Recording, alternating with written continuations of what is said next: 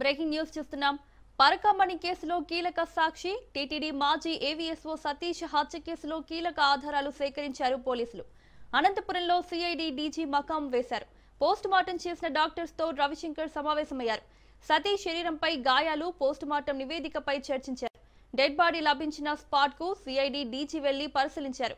గుత్తి నుంచి తాడిపత్రికి కేసును బదిలీ చేశారు.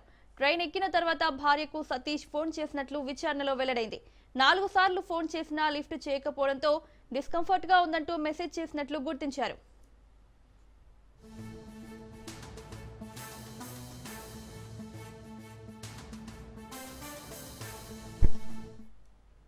పరకామణి కేసులో కీలక సాక్షి టీటీడీ మాజీ ఏవీఎస్ఓ సతీష్ హత్య కేసులో కీలక ఆధారాలు సేకరించారు పోలీసులు.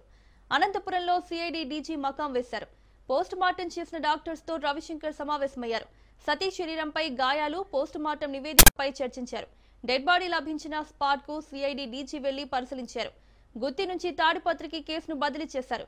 ట్రైన్ ఎక్కిన తర్వాత భార్యకు సతీష్ ఫోన్ చేసినట్లు విచారణలో వెల్లడైంది.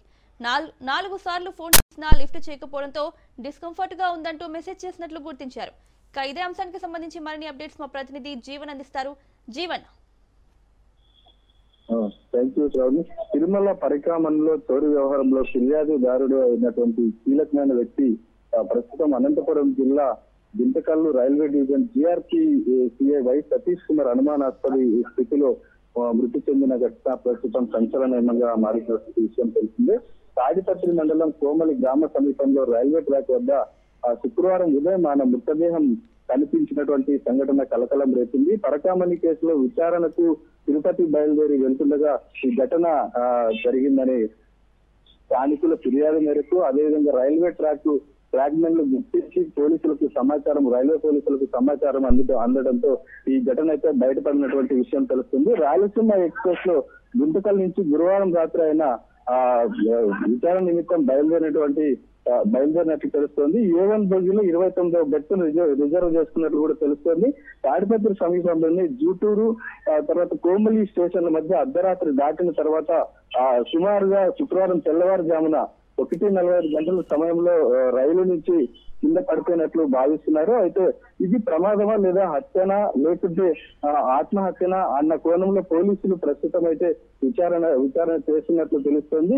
ఈ ఘటన జరిగినటువంటి ప్రాంతానికి రైల్వే పోలీసులతో పాటు తాడిపత్రి ఏఎస్పీగా ఉన్నటువంటి రోహిత్ చౌదరి కూడా ఆ ప్రాంతానికి తన సిబ్బందితో చేరుకొని సంఘటనా స్థలాన్ని పరిశీలించి ఉన్నతాధికారులు అయినటువంటి డిఐజీకి తర్వాత ఎస్పీకి సమాచారం అందించడంతో ఘటనా స్థలానికి చేరుకున్నటువంటి ఎస్పీ కూడా ఆ యొక్క సంఘటన ప్రాంతాన్ని మృతదేహాన్ని పరిశీలించడం జరిగింది. తర్వాత ఈ యొక్క మృతదేహాన్ని శవ పరీక్ష నిమిత్తం అనంతపురం జిల్లా కలెక్టర్ ప్రత్యేక అనుమతితో శవ పరీక్ష అయితే నిన్న సాయంత్రము పూర్తి చేశారు. ఈ నేపథ్యంలో ఫోరెన్సిక్ వైద్యులు తర్వాత పోలీసుల సమక్షంలో యొక్క శవ పరీక్ష నిర్వహించిన నేపథ్యంలో పలు కీలకమైనటువంటి విషయాలు వెలుగులోకి వచ్చాయి. ఆయన పుర్య ప్రాంతంలో గొడ్డలు లాంటి ఆయుధంతో బలంగా దెబ్బలు కొట్టినట్లు కూడా ఆ యొక్క పోస్ట్ మార్టం రిపోర్ట్ లో బయటపడ్డాయి. ఈ రైలు నుంచి కిందకి పడిపోతే ఏ విధమైన ఎముకలకు హాని కలగకుండా దెబ్బలు ఎలా తగులుతాయనే విషయాన్ని కూడా పోలీసులు అనుమానాస్పదంగా వ్యక్తం చేసినటువంటి పరిస్థితి ఉంది. అయితే మొదటగా ఆర్ఐ సతీష్ కుమార్ ది అనుమానాస్పద మృతిగా మొదటైతే కేసు నమోదు చేశారు. పోలీసులు అయితే మృతికి సంబంధించినటువంటి పలు కీలక ఆధారాలు కూడా సేకరిస్తున్నారు. ఈ సతీష్ మొదటగా రాత్రి 11:50 రైల్వే స్టేషన్ కు వచ్చి సతీష్ కుమార్ తన బైక్ ను రైల్వే స్టేషన్ లో బైక్ పార్క్ చేసినట్టు కూడా సీసీటీవీ ఒకటి బయటకు కూడా వచ్చినట్లు మనం విజువల్స్ లో చూడొచ్చు. అయితే గుంతకల్ రైల్వే స్టేషన్ లో ఈ యొక్క పార్కింగ్ చేసినటువంటి దృశ్యాలు సీసీ కెమెరాలో రికార్డ్ అయ్యాయి. అయితే రైల్వే స్టేషన్ పార్కింగ్ ఏరియాలో ఆయన బైక్ కూడా గుర్తించడం జరిగింది. అయితే ఈ యొక్క మృతి అన్నిటిపైన బంధువులు అయితే అనుమానం వ్యక్తం చేస్తూ ఫిర్యాదు చేసినటువంటి నేపథ్యంలో గుత్తి జిఆర్పి పోలీసులు అయితే కేసు నమోదు చేసి ఎఫ్ఐఆర్ కూడా చేయడం జరిగింది. ఈ నేపథ్యంలోనే ఈ యొక్క కేసును తాడిపత్రి రూరల్ పిఎస్ కూడా ప్రస్తుతం అయితే బదిలీ చేశారు. ఈ కేసును విచారించేందుకు సిఐడి డిఐజీ అయ్యంగార్ కూడా ఇక్కడికి వచ్చినట్టు తెలుస్తుంది. అయితే ఇతను పలు శవ పరీక్ష నిర్వహించినటువంటి న్యూరాలజీ, కార్డియాలజీ, ఆర్థోపెడిక్ డాక్టర్ని పిలిపించి శవ పరీక్ష చేసినటువంటి విధానము, తర్వాత వాళ్ళు పోస్ట్ మార్టం రిపోర్ట్ లో వచ్చినటువంటి ఆధారాల ఆధారంగా వాళ్ళని విచారణ చేసినట్టు తెలుస్తోంది.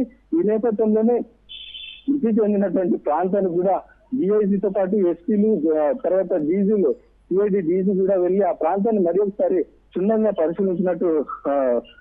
పరిశీలించబోతున్నట్లు తెలుస్తుంది. అయితే ఈ నేపథ్యంలోనే అర్ధరాత్రి 1:20 భార్య మొబైల్ కు ఆయన మెసేజ్ చేసినట్టు కూడా తెలుస్తుంది. భార్యకు 4 సార్లు ఫోన్ చేసినా లిఫ్ట్ చేయకపోవడంతో ఆయన ఇంగ్లీష్ లో ఒక మెసేజ్ డిస్కంఫర్టబుల్ గా ఉందని చెప్పి ఇంగ్లీష్ లో ఒక వాట్సాప్ మెసేజ్ చేసినట్టు కూడా తెలుస్తుంది. రైలు ఎక్కినటువంటి కాసేపటికే భార్యకు 4 సార్లు ఫోన్ చేసినా లిఫ్ట్ చేయకపోవడంతో ఈ మెసేజ్ చేసినట్టు కూడా తెలుస్తుంది. అయితే ఈ కేసుకు సంబంధించి శవపరీక్ష నిర్వహించిన వైద్యులను కూడా సిఐడి బృందం ఇప్పటికే పోలీసు అతిథి గృహంలో విచారించారు.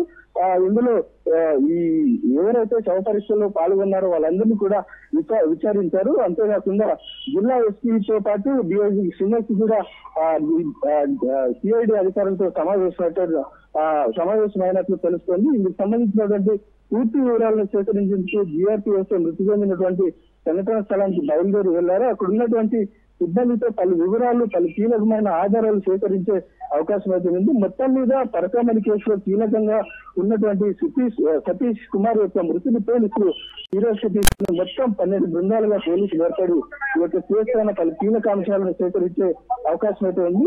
సతీష్ కుమార్ మృతదేహం గుర్తించినటువంటి సంఘటన ప్రదేశానికి వెళ్ళినటువంటి CID DG Ravishankar INR DIG Shrimati తర్వాత జిల్లా ఎస్పీ జగదీష్ ప్రస్తుతం అక్కడ విచారణ క్షుణ్ణంగా చేస్తున్నటువంటి పరిస్థితి ఉంది.